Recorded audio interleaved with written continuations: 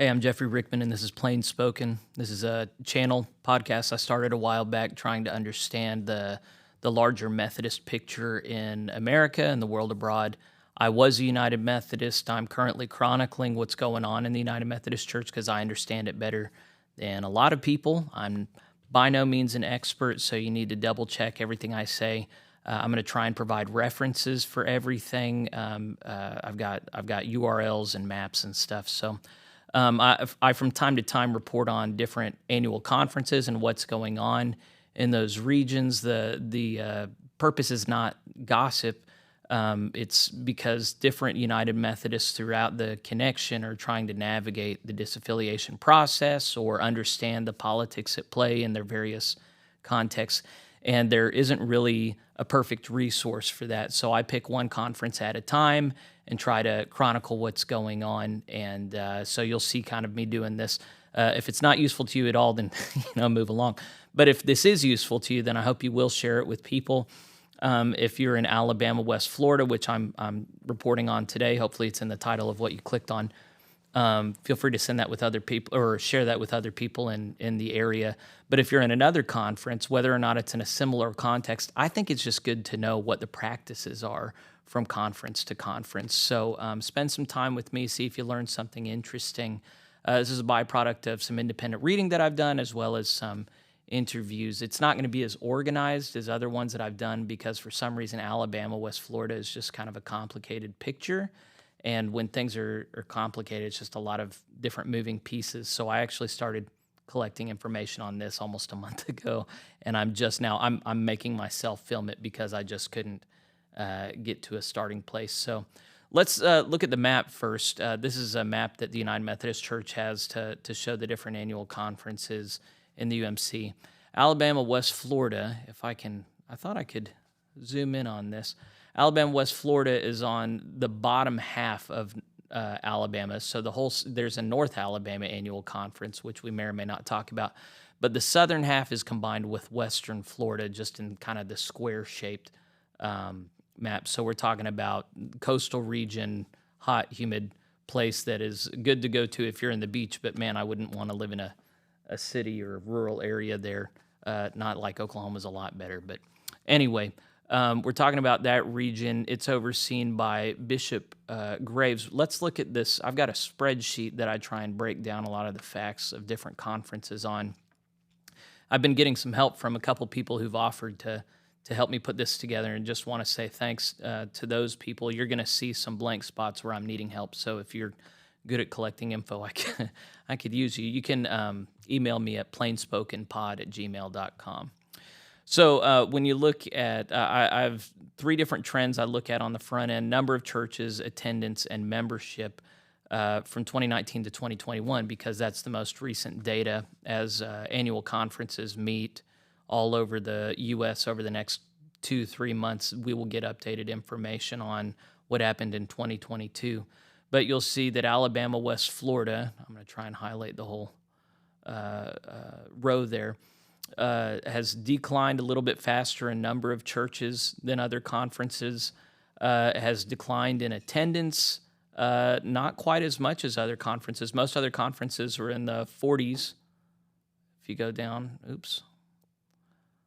most were in the 40s, so they declined not as much. And then in membership, they declined. That's all over the map there, so that's not a good measure necessarily of anything. When you look at their disaffiliation numbers, they've, including the special session that they just had on May 7th, I want to say, they've lost, since 2022, they've lost 232 churches. So this is not quite the same graphic that you'll find on UMC resources, because they'll go back to 2020 and show disaffiliations, but I just kind of wanted to see, since the most recent data that we have, how much have they lost? They've lost 232 churches, which is almost 50%. It's almost half of their conference, 43.5%. And then they're going to have another special called conference at the end of the year where they'll allow 50 to 80 more churches to go. So when this is all said and done, they're going to be cut in half, it looks like. Now, this is the region where I'm having a hard time collecting information. When you're looking at the annual conference, I'm not sure how to get good info on annual expenses or debt or assets or, in particular, reserves. I have a theory that conferences that have more in reserves have been more gracious with the exits because it's not going to hurt them as much in the short term. The annual budget is all I could get a hold of, and it looks like in 2021 it was just shy of 7 million, and then it went up above and has stayed up above. My understanding is that's been slashed in half now for the coming year because they've lost about half of their churches. I actually spoke with their treasurer on the phone earlier. She was very friendly, and she was saying they're just too busy to answer any questions because they're dealing with all of these churches leaving and the implications that it has. Now, before all the churches left, the estimate was that about 75% of the clergy were traditional. So that's kind of exceptional when you're looking at most annual conferences. They're either evenly balanced or there's a clear liberal majority. It's always the laity who are maintaining a conservative majority in any annual conference. Their bishop is David Graves. They've already had one special called conference this year. They have another one scheduled, and then they have a regular session scheduled for June 11th through 14th.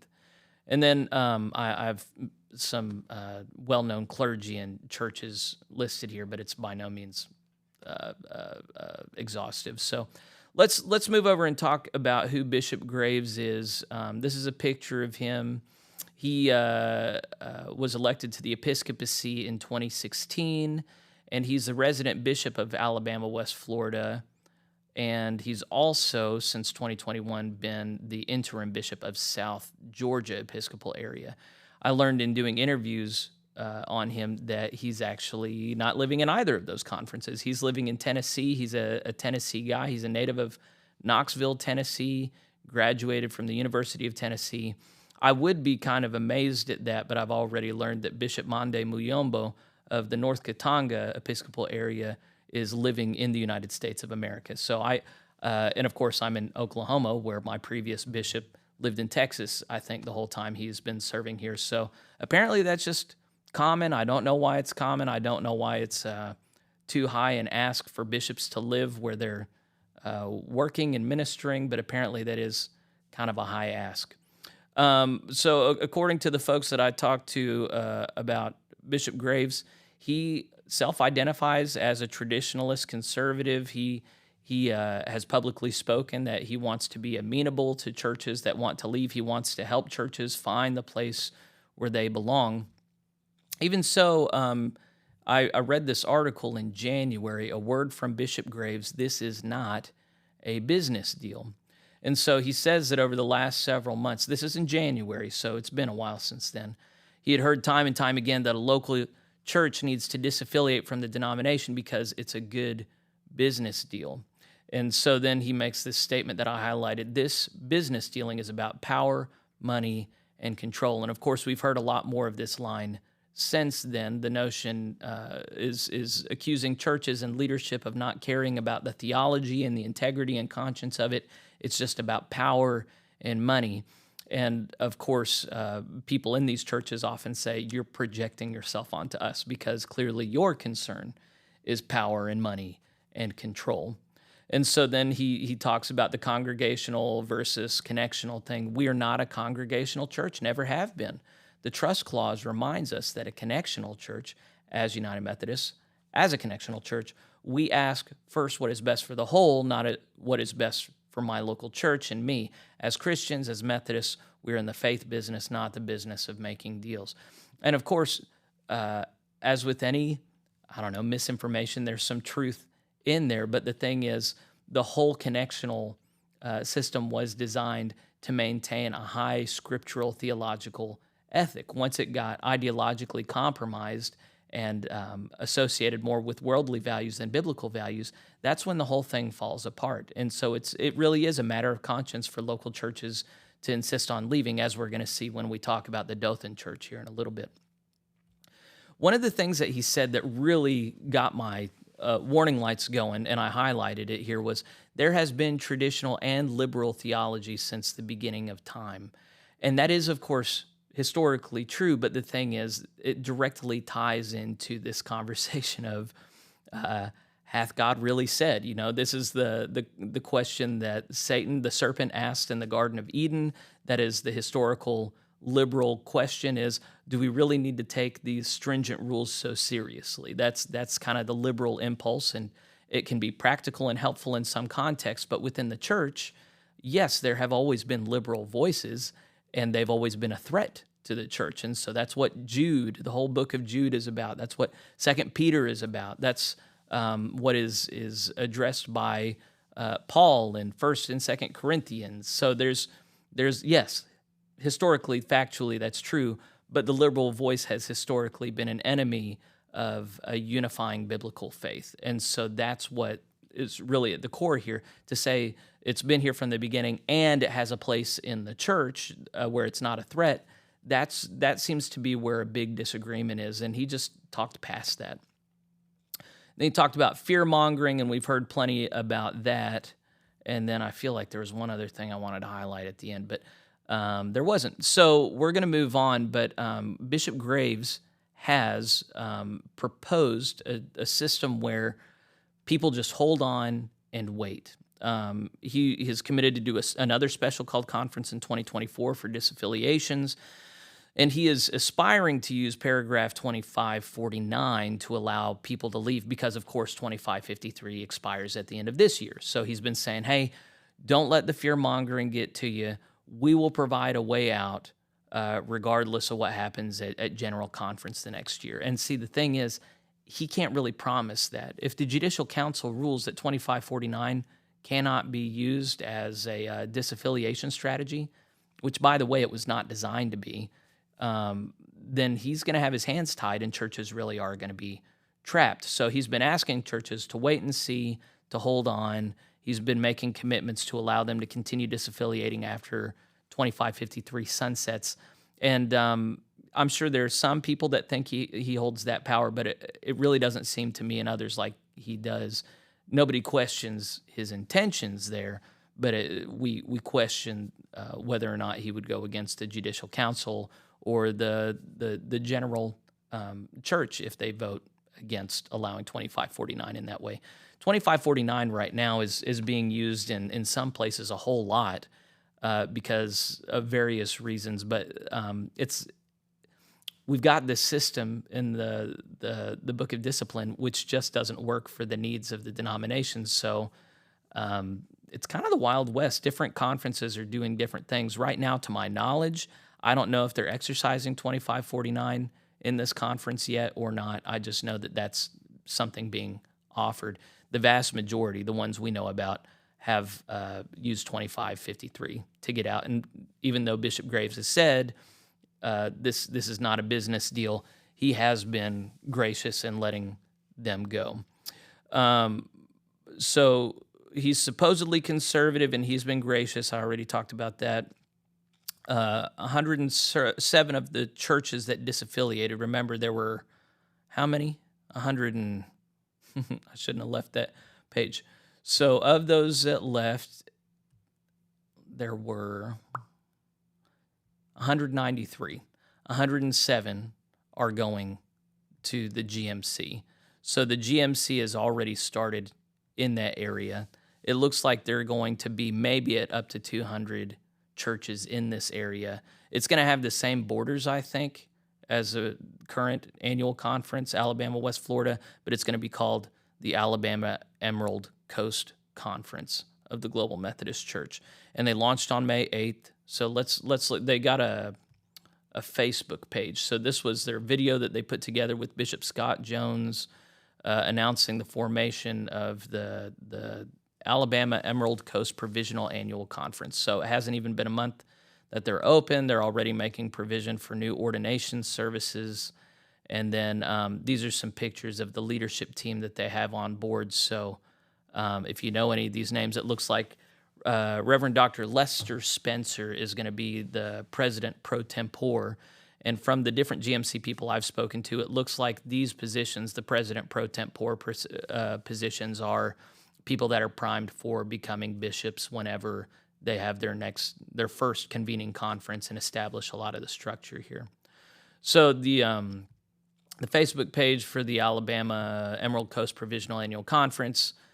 So far, it doesn't have a whole lot of likes. It has 164 likes, 345 followers, but hey, they've only been in action for a month. The annual conference, Alabama West Florida, has 3,500 likes, which is really decent. They don't have any presence on YouTube or I found a Twitter page for them that had 62 following, and they hadn't made a post since 2019, but it's still mentioned on their website as a context. So I don't know that Twitter's actually been very useful to annual conferences, but I've seen people try. So anyway, the Alabama West Florida conference has been cut in half now, and so I don't know. Their Facebook page is pretty quality and pretty active. I still remember, was it Deborah Wallace Paget? No, that's a different one over at West Virginia Annual Conference. She was really good at being pastoral and having regular updates on this. I don't see a lot of Bishop Graves. He seems to be very active behind the scenes. The annual conference machinery is running off his leadership, and that's why we talk about bishops so much. Conferences really do change from conference to conference based on the leadership of the bishop. So, other things about Bishop Graves, he's been one of the bishops requiring people to surrender their credentials whenever they disaffiliate and go to the GMC. Now, there was a judicial council decision that announced that bishops really shouldn't be doing that, and that their credentials should be maintained and transferred, and they don't have to turn in their papers. And so, to his credit, one of the things that they'll acknowledge about him is once the judicial council made this decision, bishops like my former bishop, Jimmy Nunn, just said, doesn't apply to us, give us the credentials or I'm going to file charges against you. Graves went the opposite direction. He said, okay, I was wrong, and he mailed them back to the people who turned him in. So that was a really gracious thing that he did. Is there anything else about Graves that I have? Another cool thing about him, he hasn't restricted conservative caucus groups from speaking at local churches. And this is one of the only contexts where I'm familiar.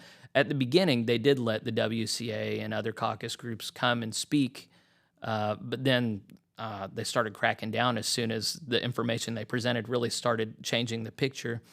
Graves hasn't been threatened by it. He's been gracious with conservative groups. They can speak at churches where they are invited and where the pastor approves.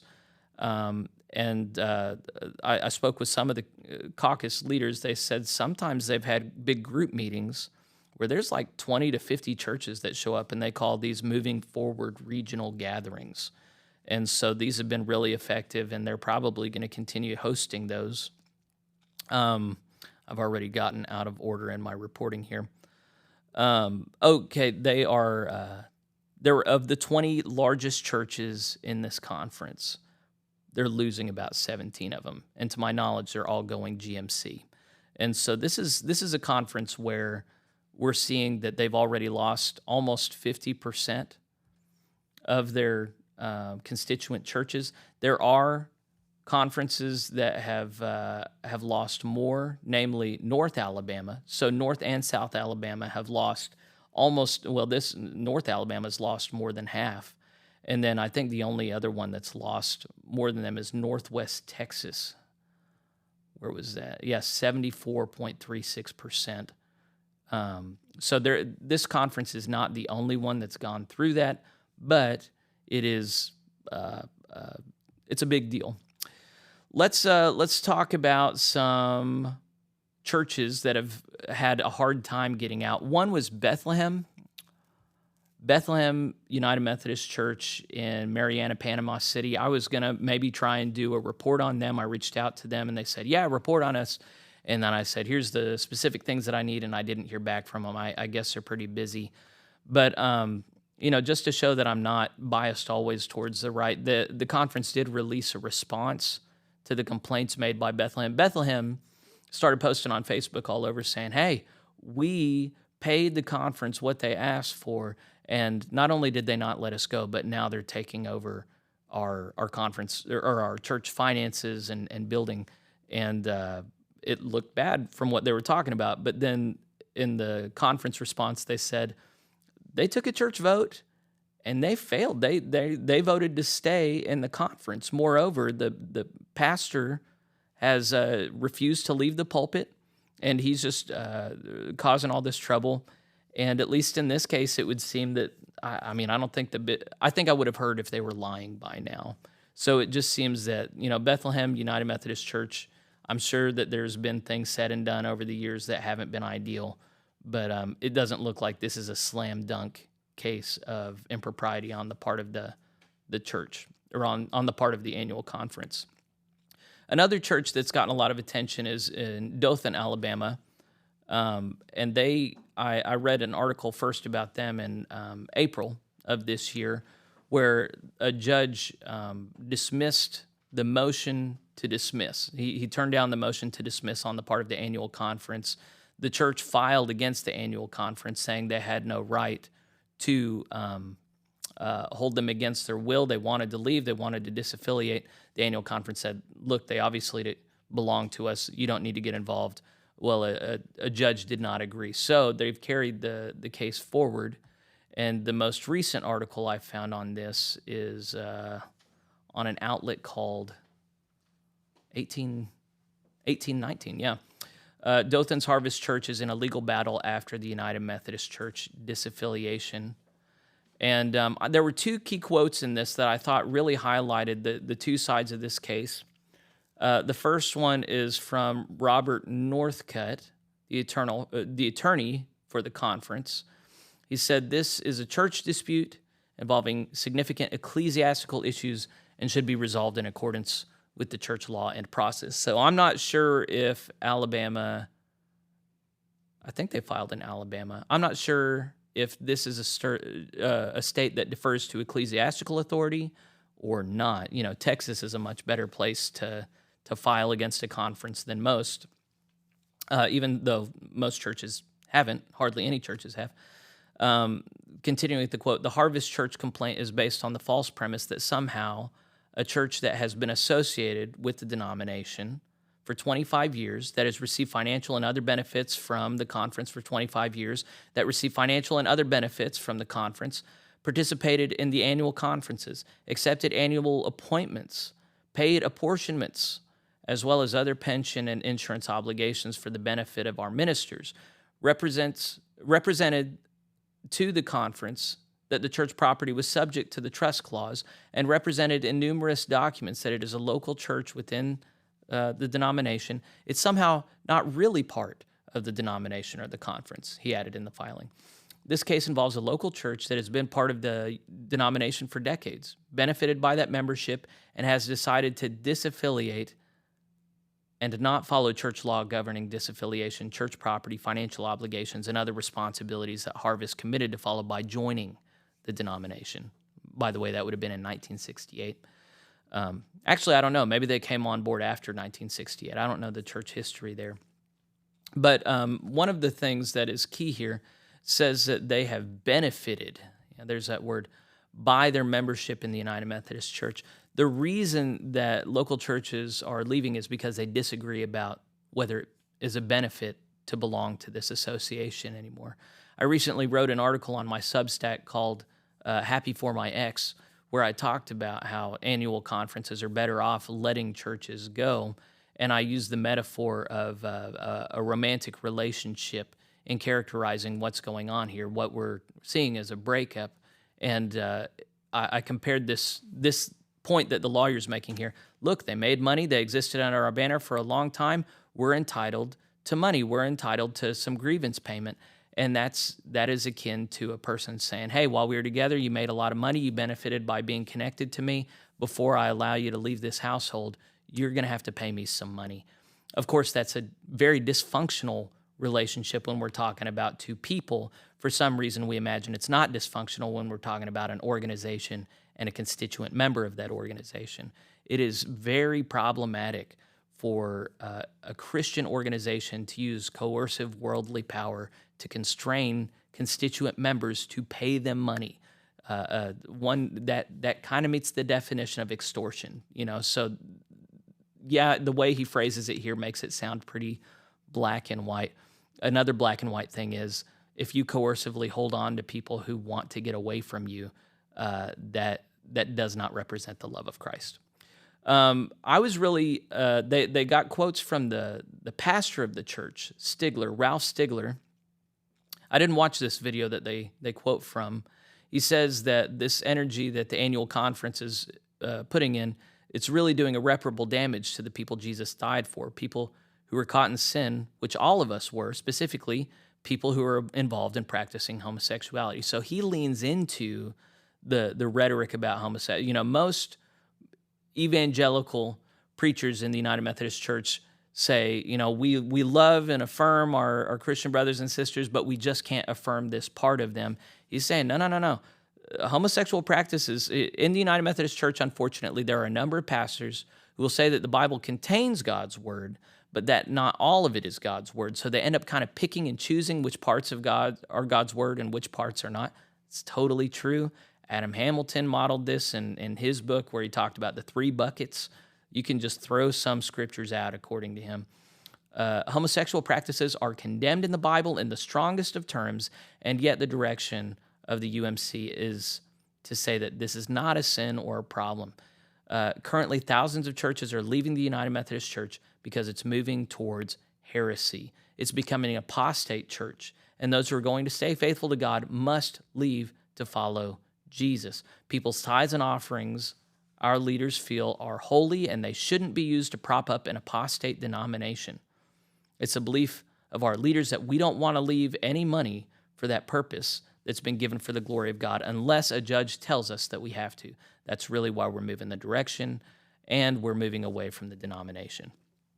I had not heard a single pastor speak like this publicly.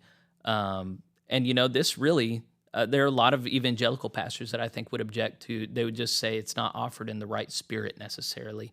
But I think that is a firm biblical witness, and it makes a very clear point about where he and his church stand. And they're willing to lose a lot of money on standing on their theological convictions. I'm kind of amazed and disappointed that there weren't more churches willing to stand on integrity like this. They're really taking a gamble because, of course, court cases can drag out a long ways, and hypothetically, this court case could go into next year when there is no exit provision available to them, and the conference could just file for exigent circumstances and take the building and the assets, and they would just be out of money at that point. And of course, we have seen that happen in many annual conferences over the last couple of years with different local churches that didn't play by the conference's rules. Or in the case of like Struthers, if you haven't seen my report on that, we put it out like 2 weeks ago. They didn't do anything wrong, and yet they still lost the property. So they're putting themselves in a vulnerable position here to stand for what's right and to stand against the norms of our culture, which, according to the Bible, are sinful. And they're standing on principle. Yeah, there was a post by a guy in my conference who was shaking his head at churches that disaffiliated because no longer will their youth be eligible for different scholarships offered by the United Methodist Church. And I commented and said, that's kind of the whole point. Like this requires, if you're going to have integrity, then integrity moves require sacrifice. There's going to be a loss. And this is not something to shame people for. This is something to admire people for having integrity, to make a hard decision that potentially sets them back. What the pastor here is clear about is personal integrity, and the integrity of a local church is much more important than money. I wish more churches believed that. And of course, I'm not standing in a place of conscience either. There were ways in which I really compromised my conscience just to navigate my churches out. But I sure admire the heck out of people in churches that don't compromise and that require a high standard. Is there anything else to say? I wanted to point out some more churches. There was a church, Len Haven, in Florida.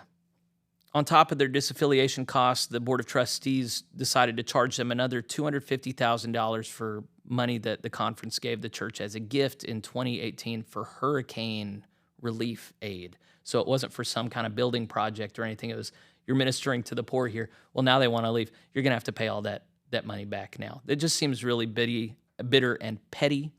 There was another church, I'm forgetting the name of it, Century. I think it was Century Church. They were a church plant. Okay, yeah, a new church start. They don't even have a building, just land. They're in Pike Road, Alabama. They're being charged $440,000 to disaffiliate. They're being charged not only for the 2 years of apportionments, but also for any grants that they were given. And this is more than is being asked of much larger churches. And so this is another one of those positions a conference can take while saying, hey, well, we gave you this money, but they have no way to pay it, and they obviously want to go. The people I talked to were just of the mind that the conference is overwhelmed by how many churches actually want to go. They just didn't think it was going to happen. And they're losing huge areas of United Methodist presence, and they're just trying to hold on to real estate in urban areas.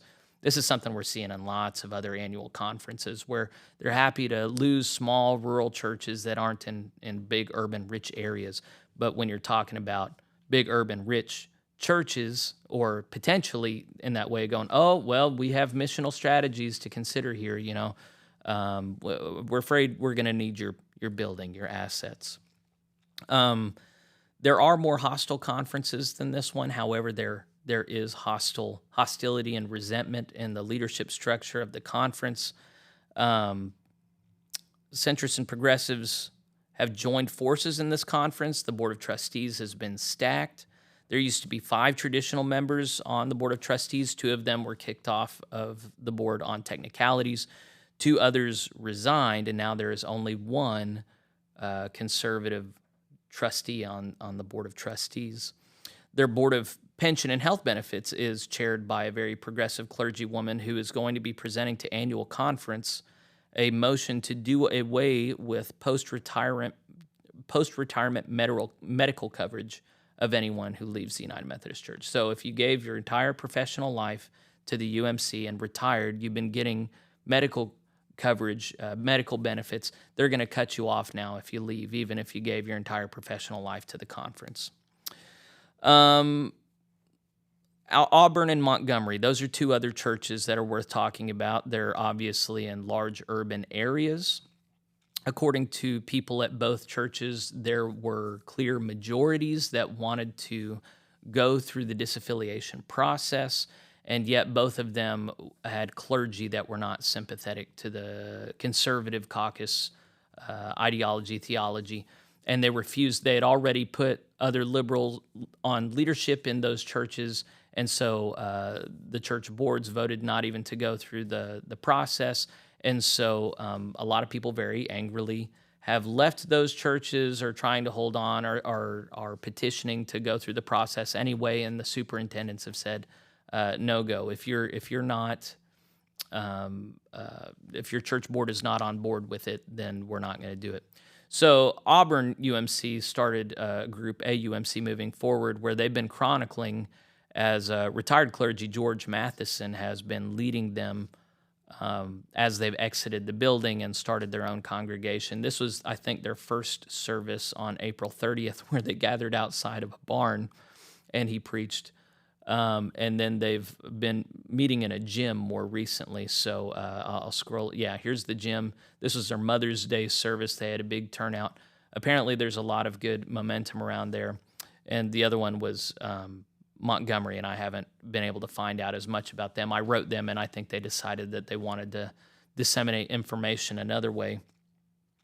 So anyway, I think those were the main things that I wanted to focus on with this annual conference. I'm sure there were 1,000 other things that I could have focused on. I never want to give the impression that I think ill of individual leaders or boards. I hope I'm clear. I just think there are a lot of incentive structures in place that don't help us behave like Christians. And so I hope a bird's eye view of an annual conference helps people get clear about the right and wrong of these things, or if you're conservative, how it is that you want to navigate these things in your own conference, maybe what you should be grateful for if things aren't as hard for you, or maybe what you should be wary of if things are more hostile or if they're not very accommodating.